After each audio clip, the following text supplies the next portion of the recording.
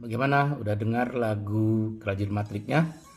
Nah, lagu itu menjelaskan bagaimana teori Kerajaan Matrik itu ya, secara filosofi.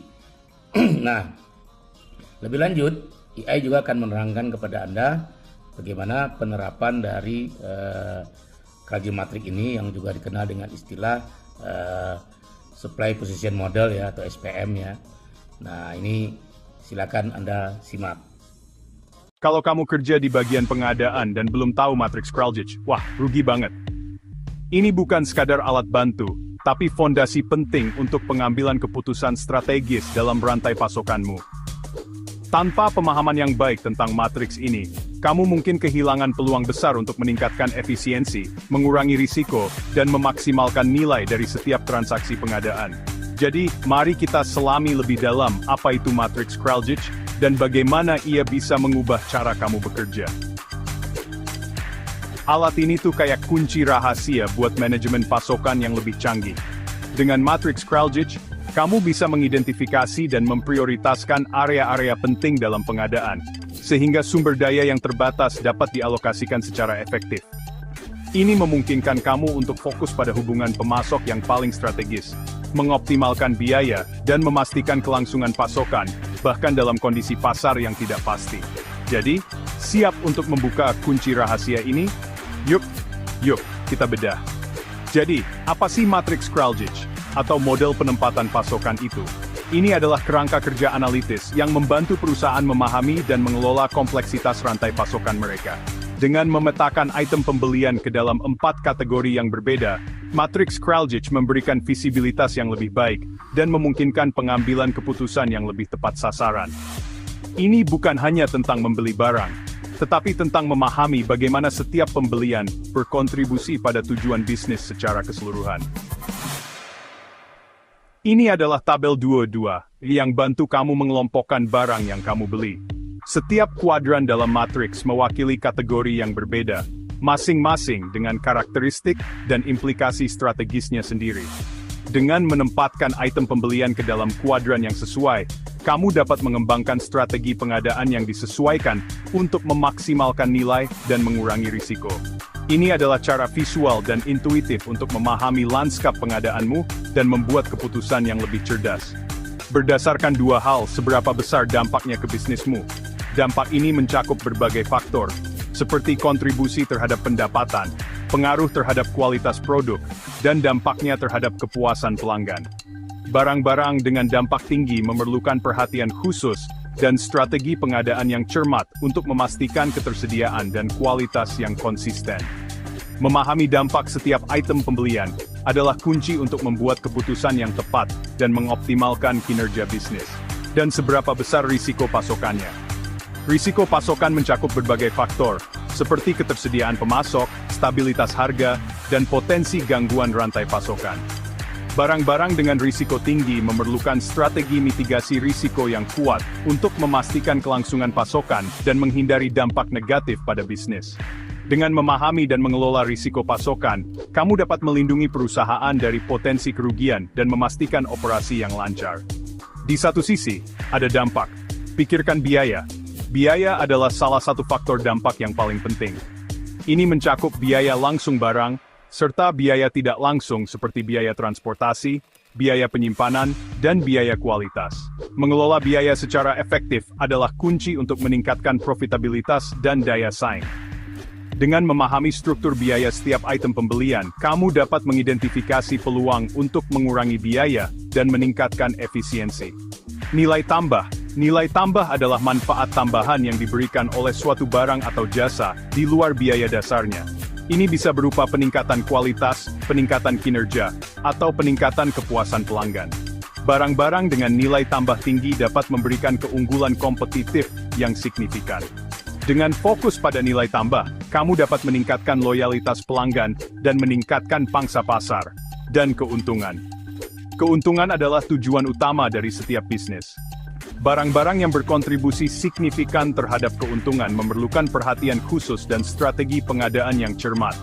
Dengan memahami bagaimana setiap item pembelian berkontribusi terhadap keuntungan, kamu dapat membuat keputusan yang tepat dan mengoptimalkan kinerja bisnis secara keseluruhan. Di sisi lain, ada risiko pasokan, misalnya pemasoknya langka. Kelangkaan pemasok adalah salah satu risiko pasokan yang paling umum. Jika hanya ada sedikit pemasok yang tersedia untuk suatu barang atau jasa, perusahaan menjadi lebih rentan terhadap gangguan pasokan dan kenaikan harga. Dalam situasi seperti ini, penting untuk mengembangkan hubungan yang kuat dengan pemasok yang ada dan mencari sumber alternatif. Teknologi yang cepat berubah. Teknologi yang cepat berubah dapat menciptakan risiko pasokan karena barang dan jasa yang ada menjadi usang dengan cepat. Dalam situasi seperti ini, penting untuk memantau tren teknologi dan beradaptasi dengan cepat terhadap perubahan. Ini mungkin melibatkan investasi dalam teknologi baru, atau mencari pemasok yang menawarkan solusi inovatif, atau logistik yang rumit. Logistik yang rumit dapat menciptakan risiko pasokan karena meningkatkan potensi keterlambatan dan gangguan. Dalam situasi seperti ini, penting untuk memiliki sistem logistik yang efisien dan andal. Ini mungkin melibatkan penggunaan teknologi pelacakan, bekerja sama dengan penyedia logistik yang berpengalaman, atau menyederhanakan proses pengiriman. Petakan pembelianmu, dan kamu akan dapat 4 kategori. Dengan memetakan pembelianmu ke Matrix Kraljic, kamu akan mendapatkan visibilitas yang lebih baik ke dalam rantai pasokanmu, dan dapat mengembangkan strategi pengadaan yang lebih efektif. Setiap kategori memerlukan pendekatan yang berbeda, dan dengan memahami kategori mana yang sesuai dengan setiap item pembelian, kamu dapat mengoptimalkan kinerja pengadaanmu. Non-kritis, risiko rendah, dampak rendah. Barang-barang non-kritis adalah barang-barang yang memiliki dampak minimal pada bisnis dan risiko pasokan yang rendah. Contohnya termasuk perlengkapan kantor, alat tulis, dan barang-barang pemeliharaan. Untuk barang-barang ini, fokusnya harus pada efisiensi dan pengurangan biaya. Leverage, risiko rendah, dampak tinggi.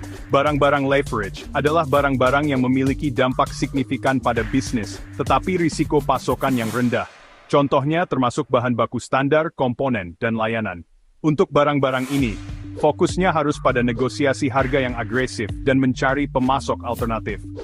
Bottleneck, risiko tinggi, dampak rendah. Barang-barang bottleneck adalah barang-barang yang memiliki risiko pasokan yang tinggi, tetapi dampak minimal pada bisnis. Contohnya termasuk suku cadang khusus, bahan kimia khusus, dan layanan khusus. Untuk barang-barang ini, fokusnya harus pada pengelolaan risiko dan memastikan ketersediaan pasokan. Dan strategis, risiko tinggi, dampak tinggi. Barang-barang strategis adalah barang-barang yang memiliki dampak signifikan pada bisnis dan risiko pasokan yang tinggi. Contohnya termasuk bahan baku utama, teknologi inti, dan layanan penting. Untuk barang-barang ini, fokusnya harus pada membangun hubungan yang kuat dengan pemasok dan mengembangkan strategi mitigasi risiko yang komprehensif. Intinya, kamu nggak bisa memperlakukan semua pemasok sama.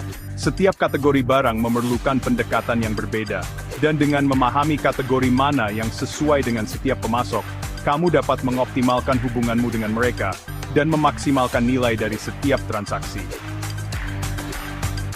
Untuk barang strategis, bangun kemitraan yang kuat.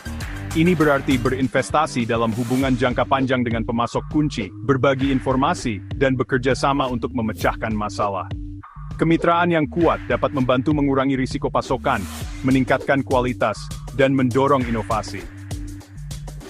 Untuk bottleneck, kelola risikonya dengan ketat. Ini berarti mengembangkan rencana kontingensi, mencari sumber alternatif, dan memantau kinerja pemasok dengan cermat. Pengelolaan risiko yang ketat dapat membantu memastikan ketersediaan pasokan dan menghindari gangguan yang mahal. Barang leverage, dorong untuk dapat penawaran terbaik. Ini berarti menggunakan kekuatan pembelianmu untuk menegosiasikan harga yang lebih rendah dan persyaratan yang lebih baik. Persaingan yang sehat di antara pemasok dapat membantu mengurangi biaya dan meningkatkan nilai. Non-kritis, buat sesederhana mungkin. Ini berarti mengotomatiskan proses, mengurangi birokrasi, dan fokus pada efisiensi. Proses yang sederhana dapat membantu mengurangi biaya administrasi dan membebaskan sumber daya untuk kegiatan yang lebih strategis. Ingat ya, pembelian itu bukan cuma sekadar beli, tapi manajemen pasokan. Ini adalah proses strategis yang melibatkan perencanaan, pengadaan, pengelolaan, dan pengendalian barang dan jasa yang dibutuhkan oleh perusahaan.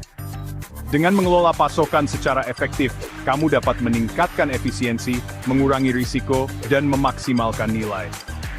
Kalau strategimu tepat, pengadaanmu akan tetap kuat, nggak peduli apapun tantangan pasar yang datang. Dengan menggunakan matriks Kraljic dan mengembangkan strategi pengadaan yang disesuaikan untuk setiap kategori barang, kamu dapat membangun rantai pasokan yang tangguh dan responsif yang dapat mengatasi tantangan apapun. Ini akan membantu perusahaanmu untuk tetap kompetitif dan sukses dalam jangka panjang.